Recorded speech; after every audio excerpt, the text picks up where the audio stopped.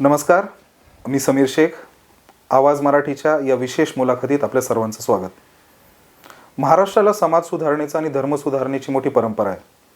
महात्मा फुलेंपासून या परंपरेला सुरुवात होते.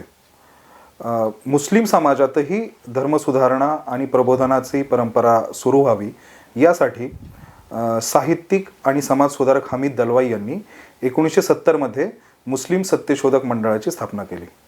आज या चळवळीला 53 वर्ष होत आहेत. बरोबर 50 वर्षापूर्वी मुस्लिम सत्यशोधक मंडळाने काही विशेष उपक्रम राबवले जे आजही काल सुसंगत आहेत. याच उपक्रमांविषयी आणि एकूणच मुस्लिम सत्यशोधक मंडळ आणि त्यांचे आगामी उपक्रम या सर्वांविषयी बोलण्यासाठी आज आपल्यासोबत मुस्लिम सत्यशोधक मंडळाचे अध्यक्ष डॉक्टर शमशुद्दीन तांबोळी आहेत. आपण त्यांच्याशी या सर्व विषयांवर संवाद साधणार आहोत. सर, आपलं स्वागत. धन्यवाद. सर, 1970 साली मुस्लिम सत्यशोधक मंडळाची स्थापना झाली. ही संस्था, ही संघटना महाराष्ट्रात जरी स्थापन झाली असली तरी एकूणच इस्लामी जगतातली ही फार महत्त्वाची घटना आहे. तर एकूणच मुस्लिम सत्यशोधक मंडळाची चळवळ आणि त्याची उद्दिष्ट, भूमिका याच्याविषयी थोडक्यात आम्हाला सांगा. तुम्ही अत्यंत योग्य पद्धतीने वर्णन केलेलं आहे की इस्लामिक जगतामध्ये अशा प्रकारची एकमेव आणि अनन्यसाधारण पद्धतीची ही चळवळ आहे. आणि तुम्ही ज्या पद्धतीने आरंभी बोललात की महात्मा फुल्यांनी सत्यशोधक समाजाची स्थापना केली, ती 24 सप्टेंबर 1873मध्ये. जवळपास 100 वर्ष पूर्ण होत असताना म्हणजे 22 मार्च 1970ला हमीद दलवाई यांच्या नेतृत्वाखाली काही तरुणांनी एकत्र येऊन मुस्लिम सत्यशोधक समाजाची स्थापना झाली. रजिस्ट्रेशन करताना समाज आणि मंडळ हा भाग असला तरी तो तांत्रिकतेचा भाग आहे. पण महात्मा फुल्यांच्याही अगोदर राजाराम मोहन राय यांनी स्त्रीदास्य मुक्ती या सतीसारख्या ज्या प्रथा होत्या त्या बंद व्हाव्यात यासाठी प्रयत्न केलेले होते. पण मुस्लिम सत्यशोधक मंडळाचं जे काम आहे त्याचं साम्य हे महात्मा फुल्यांच्या सत्यशोधक समाजाशी अधिक जवळचं आहे. आता त्या सत्यशोधक समाजालाही यावर्षी 150 वर्ष पूर्ण होत आहेत. आणि दुसरी गोष्ट अशी, मुस्लिम सत्यशोधक मंडळाला 53 वर्ष झालेले आहेत. आता खरं म्हणजे इस्लामिक जगतामध्ये अशा प्रकारच्या घटना घडल्याच नाहीत असं आपण म्हणू शकणार नाही. काही व्यक्तिगत पातळीवरती असे काही विचारवंत जरूर होते, भारतातही होते, पण त्यांनी धर्माच्या अंगाने सुधारणा करण्याचा प्रयत्न केला. तथापि धर्म सुधारणा करण्याचा प्रयत्न केला. त्यामध्ये बहुसंख्याने उदार मतवादी इस्लाम काय आहे हे सांगून लोक शिक्षण करण्याचाही प्रयत्न केला. आता जसं तुम्ही महात्मा फुल्यांचा उल्लेख केला तसं शिक्षणाच्या संदर्भामध्ये, सामाजिक सुधारणेच्या बाबतीमध्ये सर सय्यद अहमद खान यांच्यासारखे काही लोकही होते. मौलाना आझादी होते, MC छगला होते, MRA बेग होते, फैजी होते. अशी एक मोठी नामावली आपल्याला देता येईल. पण हे व्यक्तिगत पातळीवरती होतं. पण भारतातील एकूणच समाज प्रबोधनाच्या ज्या चळवळी आहेत अशा पद्धतीच्या चळवळींचा अभाव मुस्लिम समाजात आहे याची जाणीव हमीद दलवाईंना झाली. आणि असेच प्रश्न म्हणजे महात्मा फुलेंनी स्त्रियांच्या प्रश्नावरती काम सुरू केलं. मग बालविवाह असतील, विधवा असतील आणि असे. तर मुस्लिम समाजात सुद्धा महिलांचे बरेच प्रश्न आहेत. तलाक आहेत, बहुपत्नीत्व आहे, हलाल आहेत. आणि ते सगळे धार्मिक मानसिकतेतून आणि मुस्लिम व्यक्तिगत कायद्यातून निर्माण झालेले आहेत याची जाणीव झाली. महात्मा फुल्यांनी हे सगळे अनर्थ, सामाजिक अनर्थ हे अविद्येमुळे झालेले आहेत. दलवाईंनाही लक्षात आलं मुस्लिम समाजातील अज्ञान काय आहे. आणि हे प्रश्न इकडे सुद्धा आहेत. पुरोहित वर्गांकडून होणारं शोषण हाही महत्त्वाचा चा मुद्दा होता, मुस्लिम समाजात तोही होता. आणि देश स्वतंत्र झाल्यानंतर प्राचीन देशाचं आधुनिक राष्ट्रात रूपांतर करताना जे संविधान आपण स्वीकारलेलं आहे, त्या संविधानात्मक मूल्यांची जोपासना करणं, त्याच्या आधारावरती देश घडणं, याच्यात मुस्लिम समाज मागे पडू नये. आणि म्हणून मग त्या ठिकाणी मुस्लिम जमातवादाचा प्रश्न असेल, महिलांचा प्रश्न असेल, लोकसंख्या नियंत्रणाचा प्रश्न असेल, शिक्षणाचा प्रश्न असेल, असे प्रश्न घेऊन हमीद दलवाईंनी या कामाला सुरुवात केली. आणि सुदैवाने चांगले तरुण, सुशिक्षित तरुण सोबतीला आले. आता तुम्ही जे म्हणालात की 50 वर्षांचा हा मोठा स्पॅन आहे, त्या काळामध्ये मुस्लिम महिलांचे प्रश्न असतील, अन्य प्रश्न असतील, हे सोडवण्यासाठी काय काय करता येईल. मग सर्वप्रथम जो मुद्दा घेतला दलवाईंनी, खरं म्हणजे याच्यापूर्वी 7 मुस्लिम महिलांचा मोर्चाही काढला होता, ते अनेकांना त्याचा परिचय आहे. आणि त्याच्यानंतर कुटुंब नियोजनाचे प्रयोग केले. आणि हे करत असताना समान नागरिक कायदा हा जो विषय आहे तो संविधानात्मक कर्तव्याचा भाग आहे. आणि धार्मिक श्रद्धा बाळगत असताना सुद्धा सामाजिक प्रश्न सोडवण्यासाठी आणि धर्मनिरपेक्ष एकात्म समाज घडवण्यासाठी समान नागरिक कायद्यासारखे विषयही महत्त्वाचे होते, तेही हाताळले.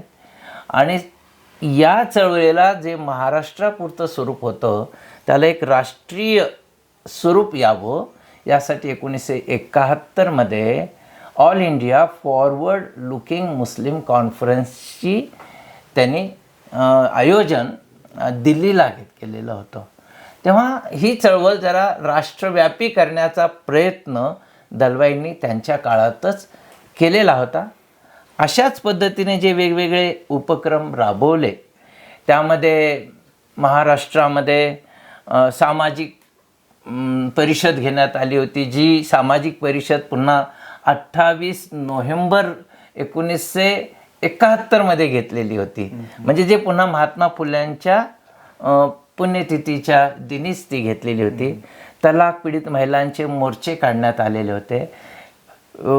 मुख्यमंत्री असतील, राज्यपाल असतील, पंतप्रधान इंदिरा गांधी असतील, इथपर्यंत निवेदनं देणे असतील, उपोषणं करणे, वेगवेगळ्या पद्धतीने जनजागृती करणं, लोकशिक्षण करणं, हे सगळे प्रकार झाले. आता बरोबर 50 वर्षापूर्वीच्या 1-2 घटनांचा त्याच्याकडेच येतो मी. मुस्लिम सत्यशोधक मंडळाने आता 53 वर्षात अनेक वेगवेगळे उपक्रम राबवले.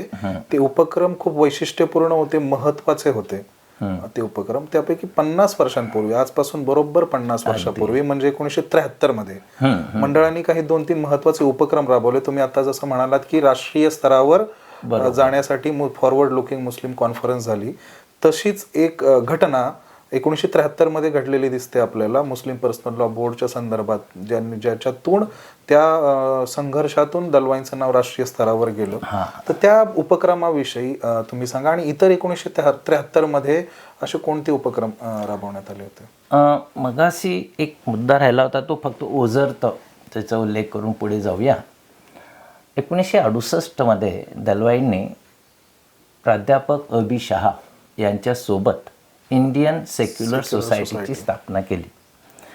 आणि पहिल्या 5 वर्षातले जे काही उपक्रम मंडळाने घेतले, त्या उपक्रमांच्या आयोजनामध्ये इंडियन सेक्युलर सोसायटीचं मोठं योगदान राहिलेलं आहे.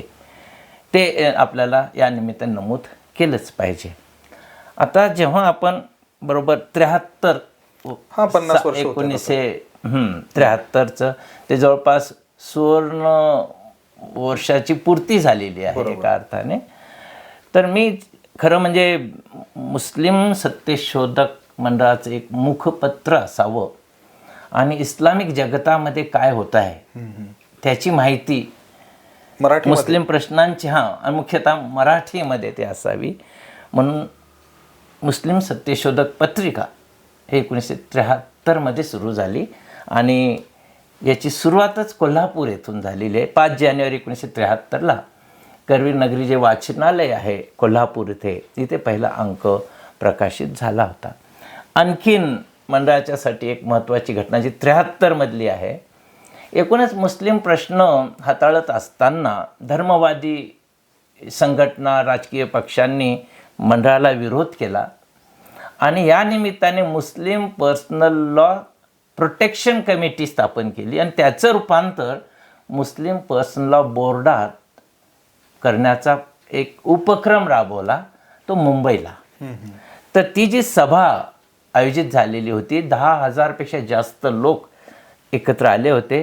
त्या ठिकाणी मुस्लिम सत्यशोधक मंडळाने धर्मनिरपेक्ष भारतामध्ये अशा पद्धतीचं मुस्लिम पर्सनल लॉ बोर्ड अस्तित्वात येणं हे चुकीचं आहे म्हणून त्याला विरोध केला होता, त्याचा निषेध केलेला होता.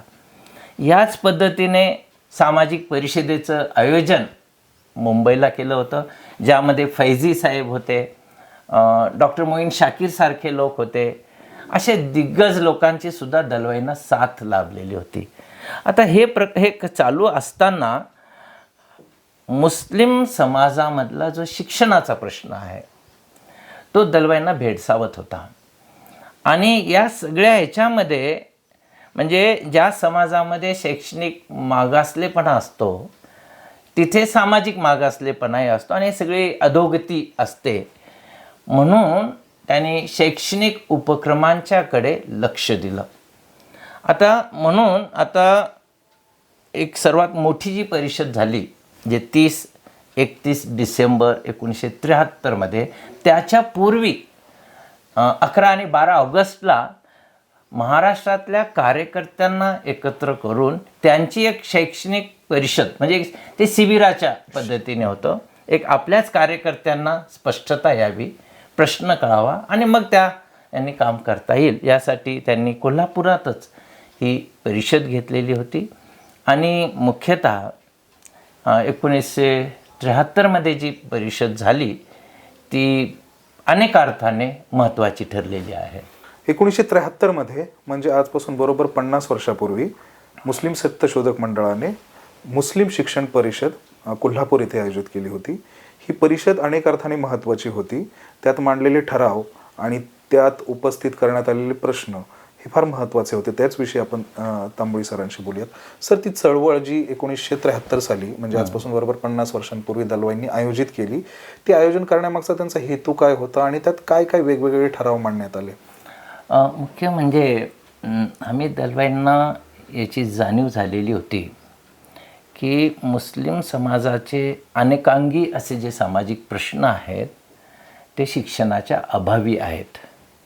बरं, जे काही शिक्षण दिलं जातं आहे ते सुद्धा शिक्षणाची जी दिशा आहे ते प्रगतीऐवजी अधोगतीकडेच घेऊन जाणारी अशी ती होती. आता उदाहरणादाखल मी सांगतो की 1971 मध्ये जे जनगणना होत असते त्यामध्ये वेगवेगळे शैक्षणिक साक्षरता किती आहे वगैरे अहवाल येत असतात. तर तेव्हा देशाची साक्षरता ही साधारणतः 29% होती आणि मुस्लिम समाजामध्ये पुरुषांची जी साक्षरता होती ती फक्त 10% होती आणि महिलांच्यामध्ये 0.5 इतकीच होती. म्हणजे मुस्लिम समाजात एकंदर विचार केला तर 6% साक्षरता मुस्लिम समाजात होती, फक्त 6%. आणि आता ही साक्षरता म्हणजे सुद्धा लिहिता आणि वाचता येणं इथपर्यंतच. बरोबर. आणि ते सुद्धा मग उर्दू भाषेतून असेल, पारशी भाषेतून असेल, अरेबिक भाषेतून असेल, ही ती साक्षरता होती. आणि दलवाईंना शिक्षण आणि साक्षरता याच्यामधला तो पण फरक केलेला होता. आणि शिक्षणामध्ये हा एक वैज्ञानिक दृष्टिकोन असलं पाहिजे, आधुनिकता असली पाहिजे, व्यावसायिक कौशल्यही असले पाहिजे. या अर्थाने आधुनिक शिक्षणाला पुरस्कार करणारं ते शिक्षण परिषद होती. तर कारण असं झालेलं होतं, साधारण 1940 मध्ये मुस्लिम लीग यांच्या मार्फत असा एक प्रोपगंडा अपप्रचार करण्यात आला की भारतातील मुस्लिमांची मातृभाषा ही उर्दू आहे. बरोबर. आणि उर्दू ही मुस्लिमांच्या म्हणजे त्या धर्म अशी जोडण्यात आली. तर महाराष्ट्रातले जे मुस्लिम आहेत त्यांना उर्दू येत नसली तरी मातृभाषा मात्र उर्दू आहे असं सांगितलं जात असत. आणि बऱ्याच वेळा हे जे UP आणि बिहारकडचे लोक आहेत ते इकडे येऊन उर्दूचा प्रचारही करत होते. दलवाईंचं असं म्हणणं होतं किंवा मुस्लिम सत्यशोधक मंडळाचं असं म्हणणं होतं, जसं बंगालमध्ये मुस्लिम बेंगॉली भाषा मातृभाषा मानतात, पंजाबमधले पंजाबी मानतात, गुजरातमधले गुजराती मानतात, किंवा दक्षिण भारतातले ज्या प्रांतिक भाषा आहेत त्या प्रांतिक भाषा मुस्लिम मातृभाषा म्हणून वापरतात. महाराष्ट्रात मात्र उर्दू येत नसताना सुद्धा उर्दूचा स्तोम वाजवून अलगपणाची एक भावना जोपासल्या जात होती. हा एक भाग झाला.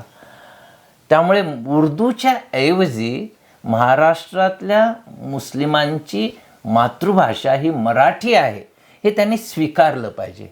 हे जेव्हा ते स्वीकारतील तेव्हा त्यांच्या दैनंदिन जीवनामधले अलगतावाद न राहता लोकांच्यामध्ये इंटरॅक्शन्स होतील, सरमिसळ होईल, व्यवसाय करतील. म्हणून पहिला जो मुद्दा होता की मराठी भाषेविषयी मुस्लिम समाजामध्ये आस्था निर्माण करणं आणि मराठी भाषा ही त्यांची बोलीभाषा व्हावी या दृष्टीने प्रयत्न करणं, हा पहिला मुद्दा, हा शिक्षणातला.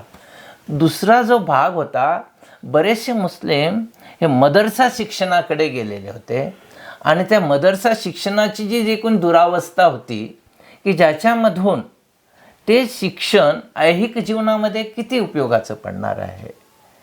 आणि मग ऐहिक जीवनाशी जोडून घ्यायचं असेल तर या मदरसा शिक्षणाला पर्याय असला पाहिजे.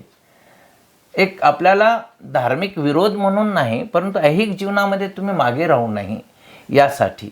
आणि असं एक निरीक्षण त्या काळात होतं की मदरसा असेल की उर्दू माध्यमाच्या शाळामध्ये सुद्धा शिक्षक काय करायचे की विज्ञान आणि गणित हे विषय फारसे आस्थेने न शिकवता त्या तासांचा उपयोग धर्मशिक्षणासाठी करत होते. मग तुमच्यामध्ये जर गणित आणि विज्ञानसारखे विषयांना जर दुय्यम स्थान दिलं गेलं तर तुमचा बौद्धिक विकास कसा होणार आहे, शैक्षणिक विकास कसा होणार आहे. तिसरा एक मुद्दा असा होता की उर्दू माध्यमाच्या ज्या शाळा आहेत शहरात जास्तीत जास्त 10वीपर्यंत असणार, ग्रामीण भागात 4थीपर्यंतच असायचे. आणि मग या मुलांना 10वी नंतर कुठून शिक्षण घ्यायचं तर पुन्हा मराठी माध्यमात यावं लागतं आहे. मग मराठी आपल्याला येत नाही तर मग ड्रॉपआउट्स होत आहेत, गळती होते. आणि म्हणून मग त्यांनी असा एक अभिनव ठराव केला होता की जे मुख्य प्रवाहातील शिक्षण संस्था आहेत त्यामध्ये मुस्लिमांनी भाग घ्यावा आणि उर्दू ही भाषा मुस्लिमांची नाही आहे, ती भारतीय भाषा आहे, मुस्लिमांनी ती शिकावी. पण त्याचबरोबर मुस्लिमेतरसुद्धा शिकू शकतील म्हणून शाळेमध्ये जसं संस्कृत भाषा शिकवली जाते, हिंदी भाषा शिकवली जाते, अनेक ठिकाणी परकीय भाषा शिकवल्या जातात, त्या पद्धतीने ऐच्छिक स्वरूपामध्ये उर्दू उपलब्ध व्हावी आणि त्या उर्दूचा भाषेचा अभ्यास मुस्लिमी करतील आणि इतरही करतील असा ठराव हे करण्यात आला होता. सर्वात महत्त्वाचा जो ठराव होता त्यामध्ये हा होता की धर्मग्रंथ असतील म्हणजे कुराणसुद्धा किंवा इतर पाठ्यपुस्तकंसुद्धा असतील ती पाठ्यपुस्तकं मराठीमध्ये अनुवादित करावीत आणि चांगल्या पद्धतीने लोकांना धर्मशिक्षणसुद्धा व्हायला काही हरकत नाही, ही सुद्धा एक भूमिका घेतली होती.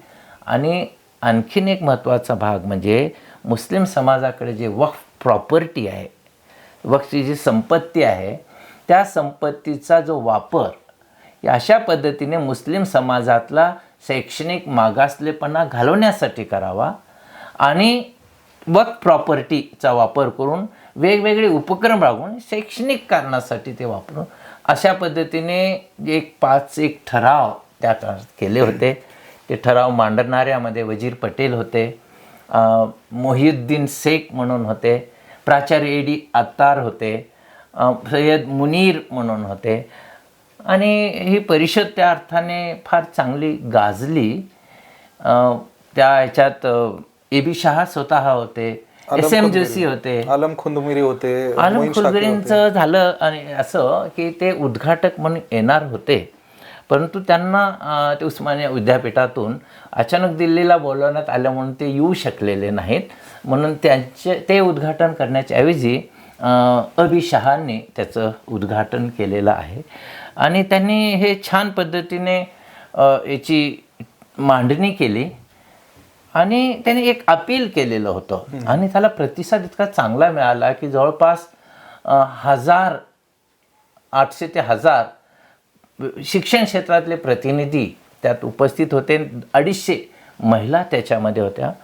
तर हा जो शिक्षण परिषदेतून करण्यात आलेले जे ठराव आहेत ते ठराव आणि त्या अनुषंगाने करण्यात आलेले जे प्रयत्न आहेत ते केवळ आणि केवळ शिक्षणापुरते मर्यादित न राहता त्याचा संबंध आधुनिकतेशी जोडण्याचा प्रयत्न झाला. आणि यामुळे मुस्लिम समाजामध्ये रोजीरोटीचे प्रश्नसुद्धा सुटू शकतील, व्यवसायामध्ये त्यांचा उपयोग होईल आणि मग सरकारी नोकऱ्यांच्यामध्ये सुद्धा मुस्लिमांचं जे प्रमाण नगण्य होतं त्याचं कारण हे असं होतं, जर शिक्षण नाही किंवा तुम्ही पात्र नाहीत तर तुम्हाला नोकऱ्या तरी मिळणार कशा. तर हा हामिद दलवाईंच्या काळात मुस्लिम सत्यशोधक मंडळ आणि इंडियन सेक्युलर सोसायटीने जो उपक्रम राबवला होता तो अत्यंत, आणि यापूर्वी आपल्याला माहिती आहे की गंमत अशी आहे की सर सय्यद अहमद खान असं म्हणाले होते की मुस्लिमांनी आधुनिक शिक्षण घ्यावं, इंग्रजी शिक्षण घ्यावं, शासकीय नोकऱ्यामध्ये यावं आणि हे जर तुम्ही केलं नाही तर तुमची स्थिती हे भारतातील मागासलेल्या समाजापेक्षाही अधिक मागास होणार आहे आणि तुम्ही इतके दबले जाल की स्वाभिमानाने मान वर करून बोलायचं, स्वाभिमानाने जगण्याचं तुम्हाला नैतिक अधिकारसुद्धा राहणार नाही की ती स्थितीच असणार नाही. आणि असं आपण अलीकडे जेव्हा पाहतो, सच्चर समिती असेल, रंगनाथ मिश्रा आयोग असेल, महाराष्ट्र डॉक्टर महमूदुर रहमान अभ्यास गटाचं अहवाल असेल, यातून दिसून येतं. त्याच्याकडेच मी येणार होतो. आता जवळपास 50 वर्ष या परिषदेला झाली. या परिषदेने काही महत्त्वाचे ठराव मांडले ज्याचा तुम्ही उल्लेख केला तुमच्या याच्यात मांडणीत. तर आता त्याला 53 वर्ष होत आहेत. या 53 वर्षात काही परिस्थिती बदलली आहे का मुस्लिम समाज आणि शिक्षण यातली, आणि पुढे काय करायला वाव आहे? मुस्लिम सत्यशोधक मंडळ काय करू इच्छित आहे? ओके, हां.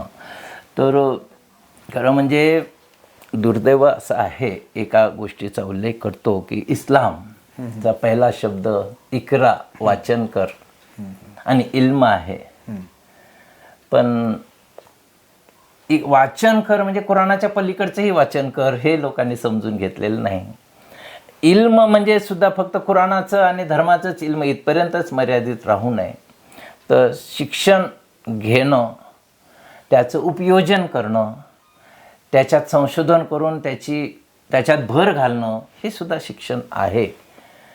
पण इस्लामचे संस्थापक असणारे पैगंबरांनी जे सुरुवातीला सांगितलं ते सुद्धा मुस्लिम समाजामध्ये शिरकू नये, हे दुर्दैव.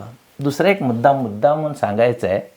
भारत स्वतंत्र झाला, पाकिस्तानची निर्मिती झाली, तरी भारतामधले जे पहिले 5 शिक्षण मंत्री आहेत त्या 5 पैकी 4 शिक्षण मंत्री हे मुस्लिम आहेत. मौलाना अबुल कलाम आझाद, त्याच्या हुमायून कबीर, MC छगला, फखरुद्दीन अली अहमद, हे 4 जे आहेत पहिल्या 5 शिक्षण मंत्री. म्हणजे एवढी पोषक परिस्थिती असताना सुद्धा आत्मप्रेरणा नसल्यामुळे मुस्लिम समाज शिक्षणातून मागे पडलेला आहे, ही वस्तुस्थिती आपण आहे. तेव्हा या परिषदेतून या सगळ्या गोष्टींच्यावरती प्रकाश टाकायचा होता, समाजाला विचार करायला भाग पाडायचं होतं आणि इथे एवढं करून थांबायचं नाही. तर या पद्धतीचं मग मुस्लिम सत्यशोधक मंडळाने शिक्षणाच्या संदर्भात विविधांगी प्रयोग केलेले आहेत. मग आधुनिक शिक्षण घेणारे जी मुलं आहेत त्या मुलांना शैक्षणिक साहित्य देणं असेल, प्रवेश घेताना काही आर्थिक अडचण असेल तर त्यासाठीही काही प्रयत्न केलेले आहेत. तुम्हाला माहिती आहे की UPSC MPSC करणाऱ्या मुलांच्यासाठी सुद्धा विशेष प्रयत्न केलेले आहेत. आणि आत्ता या परिषदेला 50 वर्ष झाल्याच्या निमित्ताने मंडळाने एक वेगळा उपक्रम सुरू करण्याचा मनोदय किंवा ठराव आता परवा केलेला आहे की शैक्षणिक प्रायोजकत्व करण्यासाठी तो एक उपक्रम राबवण्यात येणार आहे. जे अत्यंत गरीब आहेत, हुशार आहेत, शिकू इच्छित आहेत, अशा मुलांना एका प्रकारे आपण दत्तक घेणार आहोत आणि त्यांना शिक्षणासाठी मदत करणार आहोत. असे हे सगळे उपक्रम आपण पुढे चालू ठेवूया. मुस्लिम सत्यशोधक मंडळाच्या एकूण उपक्रमांच्या मध्ये जे महत्त्वाचे उपक्रम आहेत त्यामध्ये निश्चित पद्धतीने आपण म्हणालात तसं 30-31 डिसेंबर 1973 जी शिक्षण परिषद आहे ती ऐतिहासिक स्वरूपाचीच आहे. तुम्ही जो एक मुद्दा मांडला की गेल्या 50 वर्षात आज काय परिस्थिती आहे, त्या अनुषंगाने मला सांगायला आवडेल की मराठी भाषिकांची संख्या मोठ्या प्रमाणात वाढलेली आहे. आणि ती इतक्या प्रमाणात जे मराठीला विरोध करणारे लोक होते त्यांनी आता मराठीतून कुराणची सुद्धा निर्मिती केलेली आहे. मुस्लिम मराठी साहित्य संमेलनं होत आहेत. मराठी माध्यमातून शिकणाऱ्या विद्यार्थ्यांची संख्या लक्षणीय पद्धतीने वाढत आहे. आणि साहित्यिकसुद्धा म्हणजे ते ललित असतील, वैचारिक साहित्य असेल, मराठीतून लिहिणाऱ्यांची संख्यासुद्धा मोठ्या प्रमाणात वाढत आहे. ग्रामीण भागातल्या मुली शहरी भागात येऊन उच्च शिक्षण घेत आहेत. मुलींचं शिक्षणातील प्रमाणसुद्धा मोठ्या प्रमाणात वाढलेलं आहे. म्हणजे विद्यार्थिनी मराठी भाषा इंग्रजी माध्यमातून आधुनिक शिक्षण घेऊन वेगवेगळ्या क्षेत्रात आपलं नाव कोरत आहेत. शासनाला मला एक विनंती करावीशी वाटते की मुस्लिम समाजातील हा शैक्षणिक विकास झाला तर एक बुद्धिजीवी वर्ग निर्माण होईल. आणि समाजात जेव्हा बुद्धिजीवी वर्ग निर्माण होतो तेव्हा अनेकांगी प्रश्न जे असतात ते सोडवण्यासाठी एक त्याचा उपयोग होतो.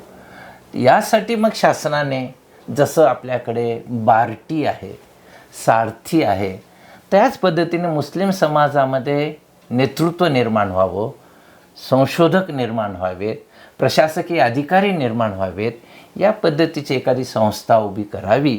यासाठी सुद्धा मुस्लिम सत्यशोधक मंडळ शासन दरबारी प्रयत्न करणार आहे.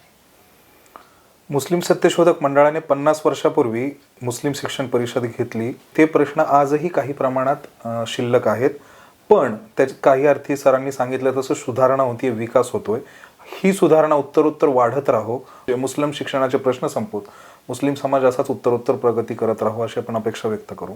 आवाज मराठीच्या या विशेष चर्चेत डॉक्टर शमशुद्दीन तांबोळी सर, आपण वेळ दिला याबद्दल आपला आभार. अशाच प्रकारचे महत्त्वाचे व्हिडिओ, महत्त्वाच्या प्रश्नांविषयी चर्चा करणारे, विश्लेषण करणारे व्हिडिओज पाहण्यासाठी आवाज मराठीच्या या यूट्यूब चॅनलला लाईक करा आणि सबस्क्राईब करा.